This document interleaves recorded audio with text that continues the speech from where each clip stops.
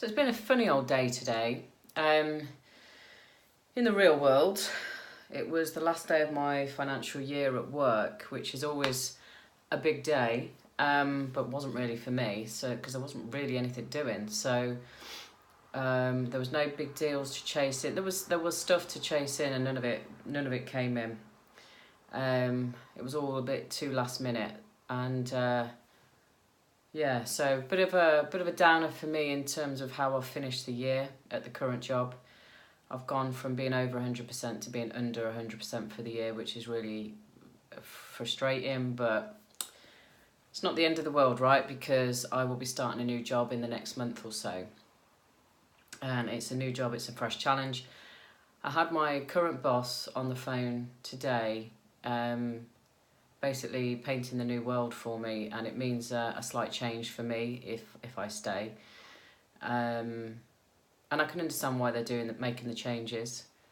I can see positives, a couple of negatives, but I appreciated his honesty. I appreciated him telling me what was going on. So yeah, a bit of a weird one, because I'm sitting there listening to everything thinking, well, I don't think I'm staying anyway. But I obviously didn't say that to him. So that was a bit of a washout really in terms of the day job. And then I was having a chat with a friend, and we were talking about the quantum healing that I'd had Saturday. And the biggest thing that came up really from what she could see, Susan, who did the healing, responsibility was a big word.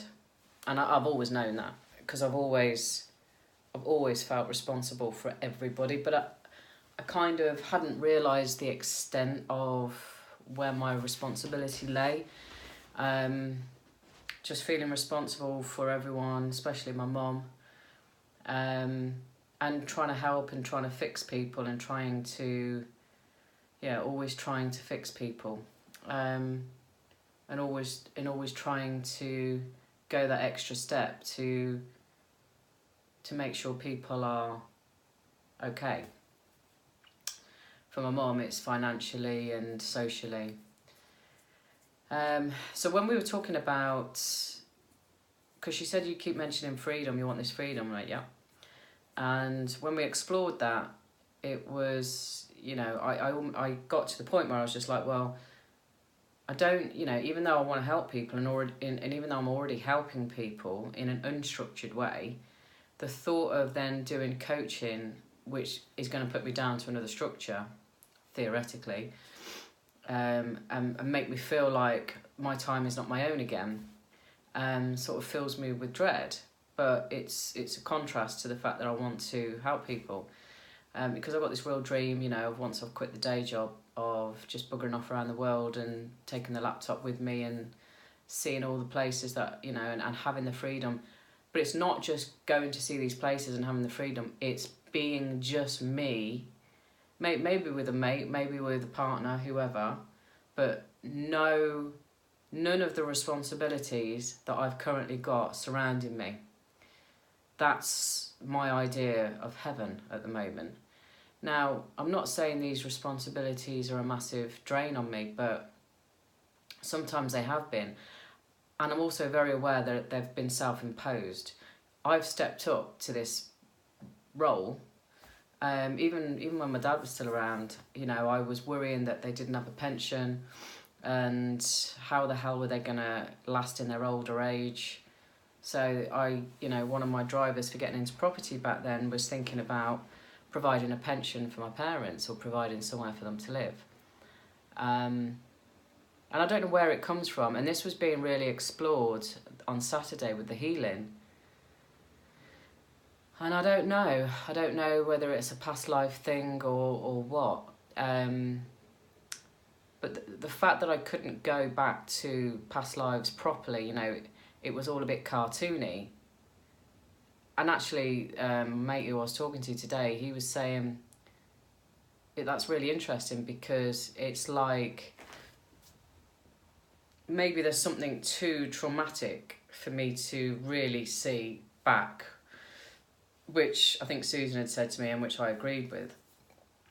He said, but the fact that you're seeing the cartoony stuff, it's very childlike. So does that mean that the traumatic stuff is from childhood, or does that mean that my conscious or subconscious, whatever the hell it is lightening the load in terms of more childish images, or it's the inner child in me trying to make me feel better? Who knows? But there was certainly a resistance from me to be able to go deeper than I did, which is why Susan's invited me to go back and do another session. So yeah, but when I was chatting to my mate earlier, I ended up in tears again, and all of this stuff I kind of thought I'd sorted, and I kind of thought it wasn't an issue anymore, and I realised that it is, because when you're living a certain way and you get used to living a certain way, a lot of people are living with stress and have been living with it that long, don't even realise they're stressed. And I think I'm a candidate for that, for sure. And I've built up this responsibility, whatever, for a long time, like the last, 15, 20 years.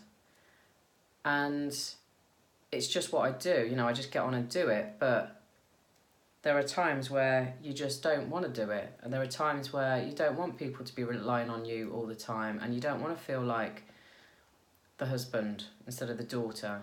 You just want to be able to get on with your life. As selfish as that sounds, but you do. Well, I do. So yeah, it was a bit of an eye-opener, because I did get very upset earlier. And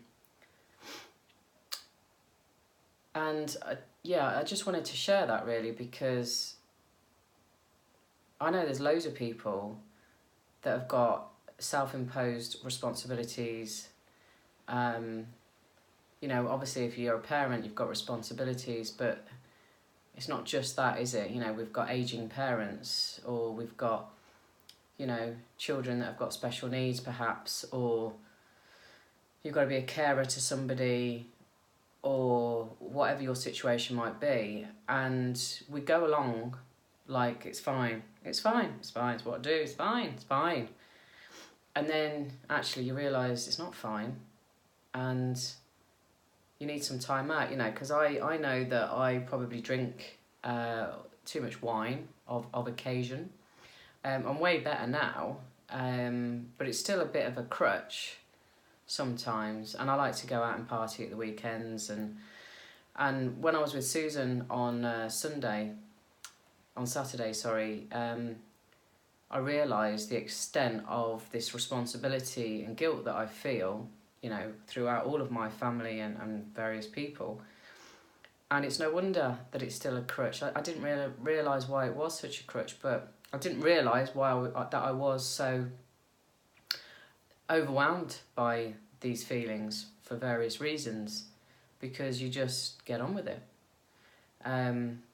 So yeah, I just wanted to share that for anybody that may resonate with. If you feel like everything's all right, but every so often you have a meltdown and you're probably drinking too much wine, or maybe you're smoking, or whatever your release is, and it drives you nuts because you know you're better than that, or you want to give up or whatever, then just dig a little deeper and see what it is that's making you continually do those repeating habits that just are not really serving you anymore. So yeah, bit of a morbid one today. Sorry, but just wanted to share what was on my mind today. So I'll leave it there, and I will see you tomorrow. Bye.